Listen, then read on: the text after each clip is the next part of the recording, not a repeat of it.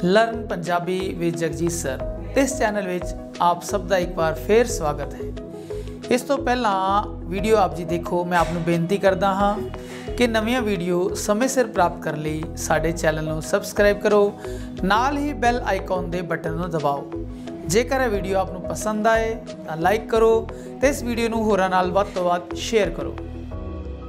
Learn Punjabi channel वालों आप सारे का एक बार फिर स्वागत है। अज असीं नवीं वीडियो विच लाजमी पंजाबी भाग 11 विच दंत कथावां दा तीजा भाग करन जा रहे हैं, जिस विच राजा रसालू जिहड़ा कि पूरन भगत दा छोटा भरा है और सियालकोट दे राजे दा और जी दूजी राणी जिहड़ी राणी लूणा है उसका पुत्र है। इस स्टोरी अज पढ़ांगे भी जो दंत कथावां लीजेंड्स के नियमां दे अनुसार जो आम इतिहासक पात्र ने उन्हां विच दैवी रंगण दे के या होर बाहरों मददां दे के जो उसके चरित्र नूं उसके करैक्टर नूं उभारिया जाता है भी किस तरह कोई आम इतिहासक पात्र इन्हां प्रभावां दे करके एक लीजेंड एक दंत कथा के रूप में चेंज हो जाता है। इस बारे असीं गल कर चुके हैं। लो जी अज असीं राजा रसालू बारे गल करते हैं भी पूरन ने आशीर्वाद दिता अपने पिता नूं।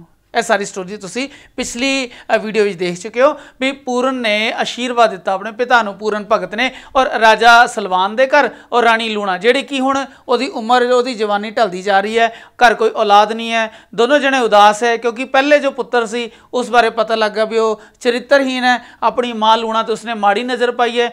राजा सलमान ने कोई तहकीकात नहीं की, पूरन नूं मौत की सज़ा दी, पर वह जोगी बन के जिउंदा होकर दोबारा अपने पिता के शहर आया सियालकोट विच।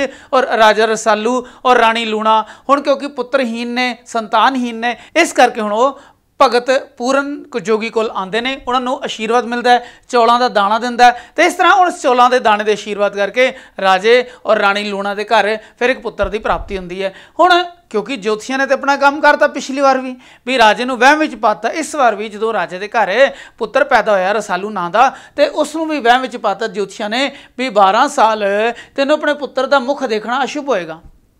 इत्थे लिखिया उन्होंने दूजे भोरे च पा दिता। एक भोरे विच जिहड़ा पूरन सी भगत सी वो परवरिश हुई, हुण उसनूं दूजे भोरा बना के उस पा दिता। जो पुरानियां स्टोरियां वो कहिंदियां ने भी एक पासे जो पूरन सी वो भोरे यानी तहखाने विच पलिया सी, परंतु क्योंकि वो छोटी राणी का लाडला पुत्र सी इस करके राजे ने अपने दूजे पुत्र रसालू लई एक महल पवा के दिता। पर इस स्टोरी विच उसनूं दूजे भोरे विच दिखाया गया।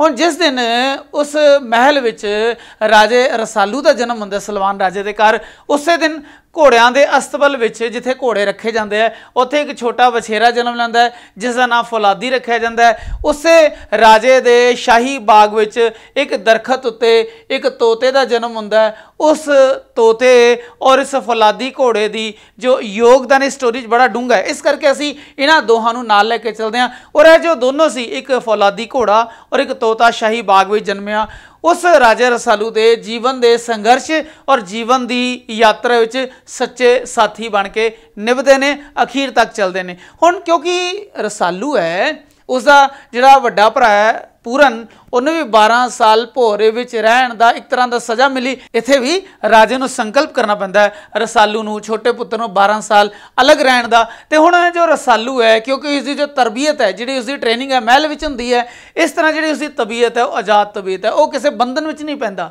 सुंदर है इत्थे लिखिआ जवान भर जवान 12 साल का बच्चा भर जवान यानी 11 साल का बच्चा इत्थे लिखिआ भी वो 11वें साल विच ही बाहर आ गया। तो उस राजे दे पुत्र नूं क्योंकि बहुत सुंदर है क्योंकि वो राजे का पुत्र है इस करके उन्होंने भर जवान देखा गया। इस समय 12 साल के बच्चे कोई जवान नहीं होंगे, तो बहुत बालपन में होंगे, बड़े अबोध होंगे, बड़े इनोसेंट होंगे। पर इस समय 12 साल का पूरन भी भर जवान दिखाया गया और 12, 13, 14 साल की जो लूणा वो भी भर जवान दिखाई है। और इत्थे 11 साल का जो राजा रसालू है राजकुमार रसालू है उसमें भी भर जवान दसते हैं क्योंकि वो 11वें साल में ही अपनी आज़ाद तबीयत करके अपने फ्री माइंड करके अपनी आज़ादी की भावना करके बाहर आ जाता है। बाहर खुला जहान है, बड़ा ही रौनकों वाला जहान है, बड़ा खुशनुमा जहान है, इस करके उन्होंने बाहर का जहान बड़ा सुंदर लगता है। वह भोरे तो या उस इकल्ले महल तो बाहर आ जाता है, राजे के कहने में नहीं आता। राजे नूं चिंता है क्योंकि ज्योतिषियों ने कहा भी 12 साल तो पहले अपने पुत्र के मत्थे नहीं लगना, बहुत अशुभ होएगा। हुण 11वें साल में ही पहला दिन है भी ऐक नदी ते नहाउण जांदा है राजकुमार रसालू। उत्थे राजकुमारी है चंदन दई, बड़ी सुंदर है, बड़ी प्रभावित करने वाली है। हुण जो चंदन दई है वो उस राजकुमार रसालू वाल बड़ी आकर्षित हो जाती है, क्योंकि उसकी भर जवानी, उसकी सुंदरता राजकुमारी चंदन दई लई एक आकर्षण है, एक अट्रैक्शन है, इस करके आकर्षित होती है। परंतु क्योंकि असी गल पहले कर चुके हैं भी जितने भी दंत कथावां दे नायक ने नायिकावां ने वो सारियां संजमी ने, अपने चरित्र दे बड़े बलवान ने, अपने हौसले दे बड़े बलवान ने, बड़े साहसी ने, बड़े वीर ने और मुश्किलों चों सहजे ही निकल जाते हैं जीवन के संघर्ष विचों। इत्थे चंदन दई बहुत सुंदर है, वो जवान और सुंदर राजे राजकुमार रसालू नूं देख के आकर्षित होंदी है, परंतु रसालू आजाद तबीयत दा है और संजमी भी है। उसनों अपने अपने जत सत का बली है, भावें वो राजकुमार है, भावें उसकी जो तरबीयत है, उसकी जो पालना राजकुमारों वर्गी हुई है, परंतु अपने वड्डे भरा पूरन वांग वो करैक्टर के तौर पर बड़ा संजमी है। इस करके उस चंदन दई की सुंदरता तो उसके जवानी के लालच चो नहीं आता। इस तरह सानू पता लगता है कि जो राजकुमार रसालू है वो किन्ने उच्चे चरित्र का मालक है। हुण शिकायतां जिहड़ियां राजा सलवान दे कोल भी वो पानी भरन जांदियां कुड़ियां दे घड़े गुलेलां मार के तोड़ दिंदा है। हुण जिहड़ा उहनूं गुस्सा आंदा है, उहनूं बुलाना चाहता है, उहनूं सज़ा देना चाहता है अपने पुत्र नूं, क्योंकि पुत्र दीयां शिकायतां आनी शुरू हो गई। पर ज्योतिषी फिर दोबारा ज्योतिषी उसनूं सावधान करते हैं, नहीं इस दे मत्थे नहीं लगना, 12 साल तो पहले बहुत अशुभ होएगा। और फिर चुप किया। हुण कहंदा इदां करो भी जिन्हां कुड़ियां दे घड़े तोड़े ने उन्हां नूं पित्तल दीयां गागरां लै दो, क्योंकि वो भर जवान है। इस करके फौलाद दे लोहे दे तीरां नाल तीर मार के उन्हां दीयां गागरां भंन सुट्टदा है। राजे को सहन नहीं होंदा, क्योंकि राजकुमार होवे और राजकुमार दियां राजे को शिकायतां आण, वो भी राजकुमार वो जिहड़ा कि 12 साल के नियम के उल्ट 11वें साल च ही बाहर आ गया। इस करके राजे नूं गुस्सा आंदा है। अखीर 12 साल तो पहले जिस दिन उस राजकुमार दे 12 साल पूरे होने हैं भोरे विच रहण दे या अलग रहण दे या महल विच रहण दे राजा रसालू दे राजकुमार रसालू दे, उस दिन उसनूं दरबार विच बुलाया जाता है ते राजा उसनूं देश निकाले की सज़ा दिंदा है। यह उही मुहूर्त का दिन है जदों कि इस राजकुमार रसालू दे 12 साल पूरे होने वाले, यानी यह 12 साल जो रसालू है वो राजा सलवान बहुत शिकायतां दिंदा है। इस करके राजे नूं बड़ा गुस्सा है और राजा उसनूं गुस्से विच देश निकाले की सज़ा दे दिंदा है। हुण शहर छड्ड के राजे दी राज दी किसी प्रकार के बंधन विच नहीं है। उस समय राजे दे हुक्म अनुसार शहर छड्ड के बाहर निकलदा है, नाल उसके संगी साथी ने, पर वो सारे डरपोक ने। वो कहंदा भी शेर दा साथ गिद्दड़ कद तक निभाणगे, इस करके सारे साथियों को विदा कर दिंदा है। जिहड़े उसके 2 साथी ने फौलादी नाम का घोड़ा और शाही बाग में जन्म लिया तोता, उसके सारे संघर्ष के साथी बनते हैं, बाकी सबनूं त्याग दिंदा है। इस तरह हौली हौली यात्रा करदा करदा अपने सुभाਅ अनुसार फिर वो गुजरात शहर विच गुजरात नगर विच पहुँचता है। इत्थे शास्त्रां विच संस्कृत दे यानी साडे पुराणां विच वासुकी नाम दा नाग दा या नागां दे राजे दा जिक्र है, क्योंकि असी इस दंत कथावां विच या परी कहानियां विच या होर नीति कथावां विच इस तरह दी वड्डियां गल्लां वड्डे नायक वड्डे पात्र सोचदे हां। इस करके राजकुमार रसालू दे जीवन विच हुण बासकी नाग आंदा है। बासकी नाग गुजरात के रेतीले इलाके विच है। नेरी करके उसके अखां विच रेता पै गया, उसकी रड़क पै रही है तो वह बड़ा दुखी है, बड़ा परेशान है, बड़ा व्याकुल है। इस करके जो राजकुमार रसालू है उसकी मदद करता है, उसदियां अखां विचों रेत बाहर कढ दिंदा है, बड़ा प्रसन्न हुंदा है और थैंक्स के तौर पर, धन्नवाद के तौर पर जहर चूसण वाली नागमणी यह जो बासुकी नाग है, यह बासकी जो सप है उसनों दे दिंदा। हुण इत्थे की है भी पैटर्न पुरानियां कथावां वाले चलांदा है भी राजे नूं जां नायक नूं या राजकुमार नूं किसे या शहजादे नूं किसे एक प्रोसैस विचों लंघना है, उसने संघर्षां विचों रोकां विचों लंघना है और संघर्षां या रोकां विचों निकलण दे लई जो जो मुसीबतां रस्ते जो जो अटकलां ने जो उत्थे रुकावटां पैंदियां, इन्हां रुकावटां दे साधन या इन्हां दे जो हल है वो भी वो जो नायक है वो नाल नाल लई तुरदा है। हुण इत्थे बाशक नाग ने उसनूं नागमणी दित्ती है। नागमणी का मतलब है भी अगे आने वाले जो भी जहर से संबंधित रुकावटां ने उसने नागमणी दूर करी, क्योंकि इस विच जहर नूं चूसण वाली भावें जहर वाली हवा होवे, भावें सप दा जहर होवे, भावें भोजन च जहर होवे, यह सारे जहर नूं चूसण वाली शक्ति इस नागमणी च है। यह जो नागमणी है यह बाशकी नाग ने प्रसन्न होकर देती। हुण जे अगे चलदा है गुजरात के इलाके तो अगे जांदा जांदा वो जो राजा रसालू है, राजकुमार रसालू, वो हर जुल्म नाल टक्कर लैंदा है। इस तरह उन्हां दा खात्मा करदा करदा उहदी प्रसिद्धि जिहड़ी है ना वो पूरे इलाके विच पूरे प्रदेश विच हो जांदी है। दूर दूर राजा सलवान दे पुत्र राजा रसालू जी, जिवें कि इस तों पहलां राजा सलवान दे वड्डे पुत्र पूरन भगत दे जोग मत दी उसी योग शक्ति की बड़ी चर्चा है। इस तरह राजा रसालू दी या राजकुमार रसालू दी जो गरीबां दी मदद करने वाली या बुराई का अंत करने वाली जो महिमा है ना वो सारे पासे फैलती जाती है।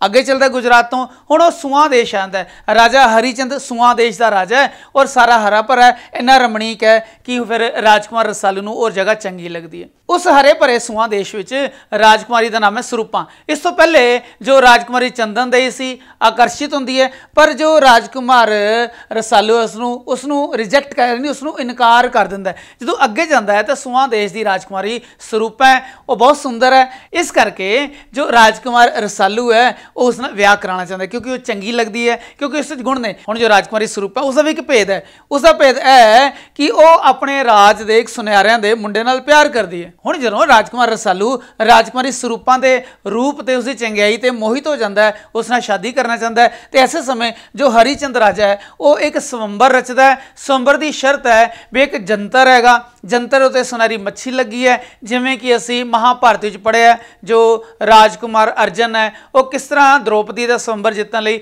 मच्छी की अख विच तीर मारदा है। इस तरह का स्वंबर जिहड़ा है वो राजा हरिचंद रचदा है। और क्योंकि वो बड़ा वड्डा तीरंदाज है, क्योंकि बहुत बड़ा परोपकारी है, क्योंकि बहुत बड़ा सूरवीर है, साहसी है, निडर है, दलेर है, सारिया मुश्किलों का सामना करने वाला है राजकुमार रसालू। इस तरह जो स्वंबर की शर्त की गल चलती है, जंतर में घूमती हुई मच्छी की अख में तीर मार के वो स्वंबर को जित लैंदा है। राजा उसकी हुशियारी तो बड़ा प्रसन्न होंदा है, बड़े आदर नाल राजकुमार रसालू नूं बुलांदा है। हुण उन्हां दी मंगनी करदा है। जदों भेद पता लगता है राजकुमारी सरूपा का कि सुनारे दे मुंडे नाल प्यार करती है तो गुस्सा नहीं करता, क्योंकि वो परोपकारी है, क्योंकि वो दलेर है, क्योंकि वो विशाल हिरदे वाला है ना राजकुमार रसालू। इस करके जो भेद पता लगता है राजे हरिचंद नाल सलाह करता है और सुनियारियां दे मुंडे दी और राजकुमारी सरूपा दी शादी करा दिंदा है और दोनों नूं शुभ कामना दे के वो सारे विदा करते हैं। यात्रा अगे शुरू हो जाती है। अगे फिर जिक्र आंदा है किस्से विच भी कई तरह के राक्षसां दा और नागां दा वो नाश करदा है। इत्थे असीं पहले भी गल कर चुके हैं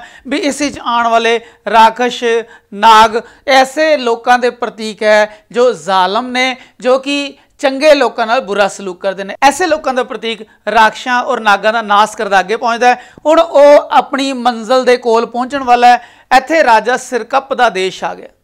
सिरकप के देश की बड़ी बुरी जिहड़ी है ना वो सो है, यानी उस देश की बड़ी बुरी प्रसिद्धि है, क्योंकि जो राजा सिरकप है बड़ा कपटी राजा है। हुण जिद्दां ही उसके देश पहुँचता है रस्ते एक लाश पई है, लाश की दुर्गति जानवर कर रहे हैं। हुण वो की करता है क्योंकि वो परोपकारी राजकुमार रसालू बड़ा रहम दिल है, इस करके उस लाश नूं चुक के कबर विच दफनाण लगता है, उसनूं मिट्टी भी दब्बण लगता है। इन्नी चिर नूं फिर लाश बोल पैंदी है। इत्थे लाश का बोलना, बिल्लियां का बोलना, नागां की मदद करके नागां दा प्रसन्न होकर नागमणी देना, इस तरह की दैवी शक्तियां दा प्रतीक ने जेड़े कि चंगे नेक नायक की अपने तरीके नाल मदद करती हैं। हुण जो लाश बोल पैंदी है वो कहती है कि मैं सिरमुख हाँ। सिरमुख का मतलब है कि राजा सिरकप का भरा हाँ। सिरकप बड़ा कपटी है, इस करके वो सिरां की बाजी ला के चौपड़ खेडदा है। हुण चौपड़ की हुंदी है भी शतरंज वर्गा इस तरह के प्लस के आकार वाला कपड़े का एक चौपड़ हुंदा है, उस उत्ते नरदा यानी गोटियां नाल खेडिया जाता है। हुण वो चौपड़ की जिहड़ी खेड है लोग मनोरंजन लई खेडदे ने, पर जो क्योंकि कपटी है राजा सिरकप, इस करके लोगों का सिर कप लैंदा है। सिर कप का मतलब सिर कट लैंदा है। जदों सिरां दी बाजी ते खेड खेडदा है उहदे कोल बड़े सारे साधन ने कपट दे, उसको एक चूहा है, उसको सुंदर औरतां ने, किसी खिडारी का दिल भटकाउण लई, उसका ध्यान भटकाउण लई, इस तरह लोगों को अलग अलग तरीके नाल हरा के उसका शौक है भी लोगों के सिर कट लैंदा है। चौपड़ विच हारन वाले अपने विरोधी का सिर कट के वो जित का एहसास करता है। हुण वो सिरमुख यानी सिरकप दे भरा जो कि मर चुका है कपट दे करके, उसकी जो लाश बोलती है भी अपने नाल बिल्ली लै जावे। हुण बिल्ली कित्थों आएगी? हुण उस बिल्ली वाली पजल नूं सॉल्व करने लई यात्रा अगे चलती है। हुण जिद्दां ही सिरकप दे नगर दे अंदर पहुँचता है उत्थे घुमियार दा आवा लगे, घुमियार दा घर है। हुण एक बिल्ली है उत्थे बड़ी रो रही है। एक पासे घुमियार दा आवा आवा कहते हैं भी जदों कच्चे भांडे घुमियार घड़ लैंदा है, उन्होंने धुप्पे सुका दिंदा है, उन्हां 'च पानी पाओ घुल जाते हैं, टुट जाते हैं, मिट्टी 'च मिल जाते हैं। उन्होंने पक्का करने लई उसनूं चिणके विच बालन पा के घाह फूस लक्कड़ गोहे वगैरह पा के उसनूं चंगी तरह भर के उसनूं ढक के अग ला देंदे है। कितने दिन तक अग जलती है, उस आवे विच भांडे पक के लाल सुरख हो जाते हैं। इस तरह पक्के भांडे आवे विच हुंदे है। हुण उस आवे विच घुमियार ने भांडे लाए, बिल्ली दे बच्चे खेडदे खेडदे उस आवे दे विच उस एक घड़े दे विच चले जाते हैं। हुण उस घुमियार नूं पता नहीं, यह जो स्टोरी है यह भगत प्रहलाद की स्टोरी के एक अंश नाल भी मिलती है, जिस विच वो बिल्ली दे बलूंगड़ियां दी अरदास नाल किवें रखिया हुंदी है, इस गल का प्रमाण मिलता है। हुण इत्थे जो बिल्ली है वो रो रही है, घुमियार ने आवा तपा लिया, अग ला ली है, बलूंगड़े विच ने। हुण करेगी जे वो आवा तोड़दा तो घुमियार का नुकसान हुंदा है, नहीं तो बिल्ली के बलूंगड़े मरते हैं। हुण वो घुमियार नूं सारे आवे दी सारे घड़ियां की कीमत दे के अग बुझा के उन्हां बिल्ली के बच्चों इन्हें बलूंगड़े नूं बाहर कढ़ लैंदा है। बिल्ली बड़ी खुश होंदी है और अपने वालों एक बलूंगड़ा गिफ्ट के तौर पर उसनूं दे दिंदी है। इसदा मतलब हुण चूहे वाली जो पजल है उसका सलूशन, उसका हल है बिल्ली का बच्चा बलूंगड़ा। हुण बिल्ली का बलूंगड़ा आ गया। इस तो पहले जहर वाले सारे कारजां नूं सॉल्व करने वाली नागमणी भी हत्थ विच आ गई और लोकां सारिਆਂ दी असीसां भी हत्थ विच आ गईयां। हुण सूहियां नूं पता लगता है भी राजकुमार रसालू या राजा रसालू जिहड़ा ना वो मारो मार करदा शहर भी दाखिल हो चुका है। उसने यह कारनामे कर दिते ने, राजे नूं पल पल की खबर मिलती है और राजा रस्ते बड़ियां रुकावटां खड़ियां करदा है, परंतु वो सारियां रुकावटां नूं पार करके राजकुमार रसालू उस दे महल विच पहुंच जाता है, उसनों चौपड़ खेडण लई ललकारदा है। हुण कहंदे कोई नहीं, अज दी रात आराम करो, आपां सवेरे चौपड़ खेडांगे। इस तरह जो ललकारदा है तो रात आराम करने की पेशकश दिंदा है राजा सिरकप राजकुमार रसालू नूं। हुण हुंदा की है, जिस कमरे विच जिस कक्ष विच राजकुमार रसालू नूं ठहराया जाता है उस जहरीली हवाड़ है, उस विच जहर वाली हवा भर दी जाती है उसनूं मारन दे लई। पर जहर की हवा का हल की है, तोड़ की है, वह है नागमणी। ਉਹਦੇ बोझे विच उसकी जेब विच नागमणी है, उसनूं कढ़ के बाहर रख दिंदा है। जिन्ने भी कमरे की जहरीली हवाड़ है, हवा है, वह भबक है, वह सारी जिहड़ी मणी है चूस लैंदी है। उस तो बाद उस राजकुमार रसालू नूं जहर वाला भोजन खवाण की पेशकश की जाती है। मणी है, जहर का तोड़ है, वह जहर का असर भी खत्म हो जाता है। इस तरह हौली हौली सारे कम सारियां चालां निष्फल होंदियां सवेर हो जाती है और खेड का दिन आ जाता है। एक पासे राजा सिरकप कपटी राजा जो कि चौपड़ का माहिर है, दूजे पासे ईमानदार नेक बहादुर दूजिਆਂ की मदद करने वाला राजकुमार राजा रसालू है। दोनों की खेड शुरू होती है। जिद्दां ही खेड शुरू होती है ना, वो बड़ियां सारियां रुकावटां उसने रस्ते में खड़ियां कीतियां ने। किस तरह भी सुंदर स्त्रियां ने, क्योंकि गल चली सी संजम की। नायक पंजाबी नायक में संजम बहुत है, रूप कितना भी ज़्यादा होए। इत्थे जो राजकुमारी चंदन दई है आकर्षित होंदी है, परंतु उसका रूप उस पर फर्क नहीं पा पाता, उस संजम विच रहिंदा है। इत्थे भी जो सुंदर सुंदर स्त्रियां ने वो आस पास हाव भाव करदियां घूमदियां ने चौपड़ की बाजी के आस पास, क्योंकि वह संजमी है, क्योंकि वह चंगे उच्चे चरित्र वाला है। इस करके उन्होंने सुंदर स्त्रियां का जो रूप है, जो अदा ने, हाव भाव ने इस पर असर नहीं करते। फिर वह चूहा छड़ना चाहता है, पर उसकी जेब में बलूंगड़ा पिया, वह बलूंगड़े नूं बाहर रखता है। इस तरह जहर वाली गल भी नागमणी नाल खत्म हो गई। इस तरह जो संजम करके स्त्रियों का प्रभाव खत्म हो गया। इस तरह बलूंगड़े करके चूहे की शरारत वह भी नहीं रही। इस तरह बाजियां हारदा हारदा सिरकप आखिरी बाजी हार जाता है। इतने नूं खबर मिलती है कि महलों विच राजे सिरकप के घर एक धी का जन्म होया। वो कहते भी धी नैश है, इस दे जन्म करके मेरी हार हुई है। परंतु जो राजकुमार रसालू है कहना नहीं, धी जी है कर्मा वाली है, इसनों मैनू दे दो, जो वड्डी होएगी तो मैं इस नाल विआह करांगा। हुण इत्थे देखो भी 12 साल का बाहर निकलिया, कितने साल यात्रा की, हुण मान लो भी 5-6 साल हो गए ने। इस समय एक छोटी जी बच्ची का जन्म होया, कदों 12 साल की होएगी, कदों उस नाल विआह कराएगा। यह जिहड़ियां स्टोरी ने यह 12 साल की इस तरह की एक तरह की मिथ, एक तरह की गल चली है भी 12 साल शुभ होंगे है, 12 साल इदा 12 साल उदा। यह 12 साल की जो बुझारत है यह पंजाबी कथा कहानियां इन्हां दंत कथावां विच बहुत ज़्यादा वेखण नूं मिलदी है। हुण जदों उस बच्ची का जन्म हुंदा है उसनूं नैश कहंदा है, उसनूं मारन की गल करदा है, पर जो राजकुमार रसालू है उसनों यानी कोकला है, उस जिहड़ी बच्ची नवीं जम्मी है कोकला है, उसनों कहता है भी इस बच्ची नूं मैं अपने कोल रखांगा राणी बना के। हुण जो राजा सिरकप है वो नेक राज करन दा प्रण करता है, उसकी जान बख्श दिंदा है, उसका राज भी रसालू वापस कर दिंदा है। हुण गल अगे चलदी है भी वो जो छोटी बच्ची कोकला है उहदे लई एक अलग महल चाहिए। महल कित्थे होएगा? चंगी थां होएगा। इसलिए थां लभदा लभदा जो राजा रसालू है, राजकुमार रसालू है, वो घुमदा है। ऐसी थां फिर उसनूं एक सपनी मिलती है। सपनी उसनूं मारन लई आंदी है ते उसनूं जदों सपनी नूं मारन लगदा है ते सपनी उसनूं श्राप दे दिंदी है कि तूं अपनी राणी कोकला तो 12 साल विछड़ा रहेगा। इस तरह श्राप। हुण इत्थे देखो जो नागणियां जो सपनियां उसनूं बोलदे दिखाया है। जिद्दां पहले 12 साल की गल चल रही है, ज्योतिषियां ने उसनूं अशुभ करार दे दिता। फिर 12 साल की कोकला होनी है। हुण इत्थे सपनी का श्राप है कि कोकला कोलों 12 साल दूर रहेगा। इस करके कोकला तो उसके नेड़े आना चाहती, क्योंकि वह तो उसकी राणी बनना चाहती है, परंतु श्राप दे डर करके जो रसालू है उसनों नेड़े नहीं आन देना चाहता, वह कोकला तो दूरी बना के रखता है। महल विच रहिंदी है, इकल्लेपन का शिकार है। एक दिन बड़ा सुंदर राजकुमार राजा होडी उस जंगल में शिकार खेडन आंदा है। महल की छत ते कोकला नूं उदास देखता है, उसनों दिल दे बैठता है। उधरों महल की छत तो कोकला भी उस राजे होडी नूं, सुंदर नूं और नौजवान नूं देखदी है, उसनूं दिल हार बैठदी है। दोहां दी प्रेम कहानी दी गल। जो तोता है जो किसी समय राजा रसालू दे बाग विच जन्म लिया सी, फौलादी नाम दा वछेरा जन्म लिया सी। हुण इत्थे देखो इंसानां दे जीवन काल विच, तोते दे जीवन काल विच और घोड़े दे जीवन काल विच बहुत फर्क है। जिहड़ा घोड़ा है 12 साल जिंदा रहिंदा है, 15 साल जिंदा रहिंदा है। जिहड़ा तोता है वो 5 साल 2 साल 5 साल इस तक जिंदा रहिंदा है। पर इन्नी लंबी यात्रा उस तोता भी इन बिन उस तरह ही उसके नाल उसका साथी बनता है। हुण तोते राही पता लगता है राजा होडी और कोकला दे प्यार की कहानी का। हुण तोते की गल का भरोसा करके जो राजकुमार रसालू है वो होडी नूं लभदा है, उस नाल जंग करदा है, उसनूं मार दिंदा है। हुण जिहड़ी कोकला जदों देखदी है कि मेरे प्यारे राजा होडी दी जो कतल हो गया, फिर कोकला भी महल की छत तो छाल मार के मर जाती है। महल की छत तो छाल मारन का जो यह दृश्य है ना, कई किस्से में तुहानूं बार बार दोहराया होया वेखण नूं मिलेगा। हुण अगे की चलदा है भी अगे निराश होया राजा रसालू या राजकुमार रसालू हुण रावलपिंडी के इलाके में आंदा है। उत्थे एक गल प्रसिद्ध है, उत्थे एक अफवाह है कि इत्थे एक डैन रहिंदी है, वो जादूगरनी है। जिहड़ी डैन है लोगों का बहुत नुकसान करती है, क्योंकि वो परोपकारी है, क्योंकि अपनी जान नूं जोखिम विच पा के लोगों की मदद करता है। इस करके रसालू उस डैन नूं मारन लई चल पैंदा है।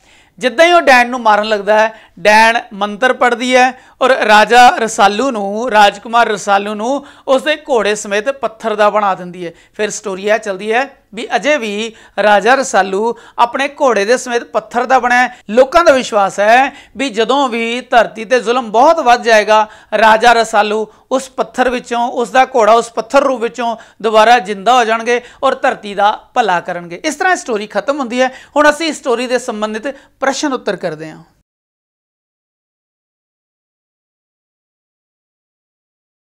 राजा रसालू के जो प्रश्न उत्तर ने मेरी पुस्तक में 101 पेज से ने।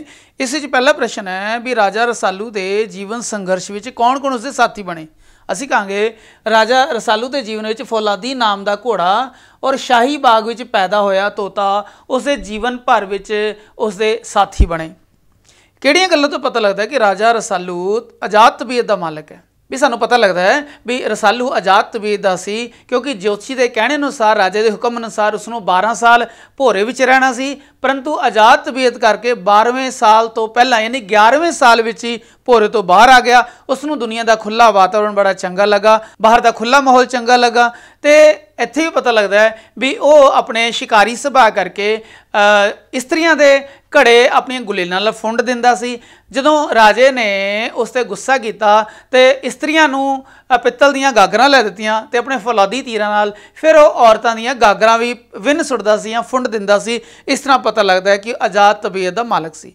तीसरा है राजा सलवान ने रसालू नूं देश निकाला क्यों दे दिता। असीं कहांगे जदों राजे सलवान नूं पता लगा भी छोटा राजकुमार रसालू औरतां दे घड़े अपनियां गुलेलां मार के फुंड दिंदा है, तो उसने गुस्सा किया और बदले विच इस्त्रियां नूं पित्तल दीयां गागरां लै दित्तियां। उसने इस समय भी राजे दे हुक्म की अदूली की और अपने फौलादी तीरां नाल उन्हां गागरां नूं भी विन दिता। इस हुक्म अदूली करके राजे सलवान नूं बहुत क्रोध आया, गुस्सा आया। उसने गुस्से विच आके उस रसालू नूं अपने पुत्र नूं अपने दरबार विच बुलाया और देश निकाले की सज़ा सुना दी। सस्सा यानी चौथा प्रश्न है, बाशक नाग राजा रसालू का मित्र किवें बनिया। ਅਸੀਂ ਲਿਖਾਂਗੇ ਜਦੋਂ ਰਸਾਲੂ ਗੁਜਰਾਤ ਦੇ ਇਲਾਕੇ ਵਿੱਚੋਂ ਲੰਘ ਰਿਹਾ ਸੀ ਤਾਂ ਉਸ ਨੂੰ ਰੇਤ ਵਿੱਚ ਮੂਧਾ ਪਿਆ ਬਾਸ਼ਕ ਨਾਂ ਦਾ ਨਾਗ ਮਿਲਿਆ। ਉਸ ਦੀਆਂ ਅੱਖਾਂ ਵਿੱਚ ਰੇਤੇ ਦੀ ਰੜਕ ਸੀ। ਰਾਜਾ ਰਸਾਲੂ ਨੇ, ਰਾਜਕੁਮਾਰ ਰਸਾਲੂ ਨੇ ਦਇਆ ਕਰਕੇ ਉਸ ਨਾਗ ਦੀਆਂ ਅੱਖਾਂ ਵਿੱਚੋਂ ਰੇਤਾ ਕੱਢ ਦਿੱਤਾ। ਉਹ ਬੜਾ ਪ੍ਰਸੰਨ ਹੋਇਆ ਤੇ ਪ੍ਰਸੰਨ ਹੋ ਕੇ ਇੱਕ ਨਾਗਮਣੀ ਉਸ ਨੂੰ ਭੇਟਾ ਕੀਤੀ ਜਿਸ ਵਿੱਚ ਜ਼ਹਿਰ ਦਾ ਪ੍ਰਭਾਵ खत्म करने वाला गुण सी। इस तरह उसका मित्र बन गया। पंजवां प्रश्न है, रसालू ने स्वरूपां दे विआह की शर्त जित के भी उस नाल विआह क्यों ना किया। जदों स्वयंवर की शर्त अनुसार उसने सुनहरी मच्छी की अख विच तीर मार दिता और राजा हरीचंद विआह लई तैयार हो गया। परंतु रसालू नूं पता लगा भी जो राजकुमारी स्वरूपा है सुनियारे दे मुंडे नूं सच्चा प्यार करती है। उसने गुस्सा करन दी थां राजे हरीचंद नूं बुला के समझाया और सुनियारियां दे मुंडे और स्वरूपां दा विआह करके उसनूं शुभ कामनावां दे के असीसां दे के तोड़ दिता। छेवां है, राजा सिरकप किहड़ियां करतूतां करके बदनाम सी। असीं लिखांगे भी राजा सिरकप बड़ा जालम ते कपटी राजा सी, लोकां दे बड़े जुल्म करदा सी। ਉਹ अपने सुभाਅ अनुसार कपट की खेड, चौपड़ की खेड खेडदा सी। हेरा फेरी करके अलग अलग हथकंडे अपना के अपने विरोधी नूं हरा दिंदा सी और फिर उसका सिर कट दिंदा सी। इत्थे तक कि उसने अपने भरा सिरमुख नूं भी नहीं बख्शिया, उसनूं भी कपट नाल हराया ते उसका सिर कट लिया। उसकी लाश नूं जंगल विच रुलण लई सुट दिता। खखा है यानी सतवां प्रश्न है, राजा रसालू ने सिरकप नूं किवें हराया। राजा रसालू ने सिरकप दे मरे हुए भरा दी लाश दे मूहों खेडन दे ढंग सुन के चंगे ढंग नाल खेड के राजा सिरकप नूं हराया। उस खेड विच जिहड़ियां सुंदर औरतां रसालू दा ध्यान वंडाउण लई सी उन्हां दे रूप दी खिच विच नहीं फसिया। दूजी बार जदों चूहा उन्हां नरदां नूं हिलाण आया उसने बलूंगड़े दी मदद नाल चूहे नूं नसा दिता। इस तरह होर सारियां कपटी चालां तो बचा के राजा रसालू ने राजा सिरकप नूं चौपड़ दी खेड विच हरा दिता। गग्गा यानी 8वां प्रश्न है, कोकलां कौन सी और राजा रसालू के जीवन विच किवें आई। असीं लिखांगे कोकलां राजा सिरकप दी नवीं जम्मी धी सी। जदों रसालू ने चौपड़ की खेड विच चंगी खेड खेड के राजा सिरकप नूं हरा दिता, उस समय राजा सिरकप नूं महलां विच नवीं जम्मी हुई बच्ची की खबर मिली। उसनूं नहश जान के उसका जीवन अंत करना चाहता सी, परंतु रसालू ने उस बच्ची नूं शुभ जान के उसनूं बचा लिया और राजे नूं आख्या भी इसनूं मैनूं सौंप दिओ, जदों वड्डी होएगी मैं इस नाल विआह करा के इसनूं अपनी राणी बनावांगा। राजा सिरकप तैयार हो गया और उसने वो छोटी बच्ची कोकलां नूं राजा रसालू नूं सौंप दिता। घग्गा 9वां, कोकलां दे जीवन का अंत किवें होया।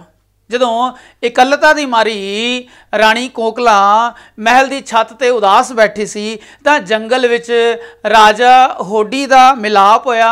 राजा होडी ते कोकला एक दूजे के प्यार विच बन्ने गए। इस गल की खबर तोते राही जदों रसालू नूं मिली उसने क्रोध विच आके होडी राजे नूं मार दिता।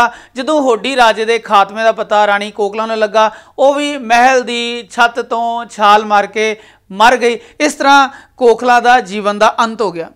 गंगा यानी 10वां प्रश्न है, राजा रसालू की शख्सियत के मुख गुण किहड़े से। असीं पूरी स्टोरी पढ़ी, सानू पता लगा भी राजा रसालू आजाद तबीयत का मालक है, वह सुंदर है, भार जवान है, परंतु उसनूं सुंदरता और लालच की खिच उसका कुछ बिगाड़ नहीं सकती। वो खिच तो सुंदरता और लालच की खिच तो मुक्त है, जुल्म का नाश करने वाला है, पक्का निशानेबाज है, लोगों की भावना का आदर करने वाला है, जीवन में कुर्बानी देने वाला है और जालम नूं अपने विरोधी नूं खिमा करने वाला गुण उस विच राजा रसालू विच है। चचा यानी 11वां, पूरन भगत ते राजा रसालू विच किहड़े-किहड़े समान गुण ने और किहड़े-किहड़े वखरे गुण ने, बहुत इंपोर्टेंट है, तुसीं याद रखो। इसका असीं उत्तर लिखांगे भी पूरन भगत और राजा रसालू राजा सलवान दे राजकुमार ने और दोहां नूं जोशी दे सलाह अनुसार राजे तो 12 साल बाहर यानी 12 साल अलग होकर रहना सी और दोहां दे जीवन च बड़ियां सारियां परखां आईयां। दोवें जवान ने और सुंदर ने, सुंदरता की खिच उन्हां दे मन ते असर नहीं पा सकती। जदों असीं इन्हां दे वखरता की गल करते हैं सानूं पता लगता है पूरन अपने पिता और ज्योतिषियों के आदेश अनुसार बंधन विच बज्झा होया है, सारे नियम स्वीकार करता है। पर जो रसालू है वह आज़ाद तबीयत का मालक होने करके सारे बंधनों तो मुक्त हो जाता है, इनकारी हो जाता है। वो एक पासे जो पूरन भगत है वह शांत है, दूजे पासे राजा रसालू दलेर प्रवृत्ति का मालक है और दोनों जने खिमा वाले, दुश्मन नूं खिमा करन वाले गुण नाल भरे हुए ने। और अंत विच राजा रसालू की कथा का जो सार है तुसी इस पूरे पॉइंट्स तो तुसी बना सकते हो। इस स्टोरी तुहानूं किहड़ा पार्ट चंगा लगा, तुहानूं इस स्टोरी ने किद्दां आकर्षित किया। मैनूं स्टोरी तो बड़ी चंगी लगी, तुहानूं किवें दी लगी अपने कमेंट्स जरूर मेरे नाल शेयर करना और इस वीडियो नूं अपने साथी तक शेयर करना। अजे तक तुसीं सबसक्राइब नहीं किया, सबसक्राइब करो, बैल आइकन दबाओ तां जो आउण वाली वीडियोज़ तुहानूं छेती मिल सकण। हुण इजाजत दिओ। वाहिगुरू जी का खालसा, वाहिगुरू जी की फतेह। नवीं वीडियो समय सिर प्राप्त करने लिए साडे चैनल को सबसक्राइब करो, नाल ही बैल आइकॉन दे बटन को दबाओ। जेकर वीडियो आपको पसंद आए तो लाइक करो तो इस वीडियो को होरां नाल वध तो वध शेयर करो।